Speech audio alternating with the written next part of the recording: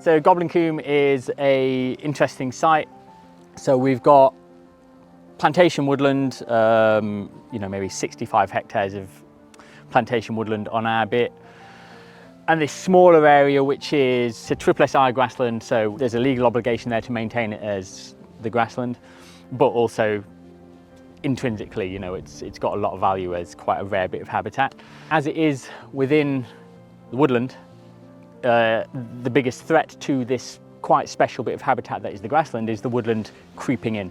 Not really any natural mechanisms in the UK anymore that will manage the scrub for us, so we've had to introduce things. The things we have introduced here are the goats. The goats are really good at scrub. So that was done in response to the management being quite difficult. A lot of energy in time, resources, petrol, power tools, fossil fuels, all that stuff we'd rather not be doing. So the things that we really want to maintain here, the goats leave alone. The things that we want rid of, the goats, for the most part, pummel it.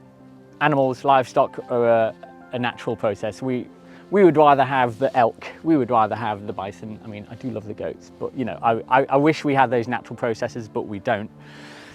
They only eat down to about this kind of level. They're just not interested in the wildflowers, they're not interested in the grasses. So you can see a nice example of the ring barking here. They've just been using their teeth, they've just stripped the bark off, and you can see now that it's dying. So we're going to get a nice kind of bit of deadwood resource here as the tree kind of dies and finishes off and starts rotting away, which is, it's not necessarily desirable or undesirable. It's just an action of an animal that is maintaining the reserve for us. And that's a nice example of what they do with a lot of the other stuff in here. So, the white beams that's seeding in, a lot of the hazel and the hawthorn and the blackthorn, they do nibble it down from above, but they also take the bark off and ring bark it.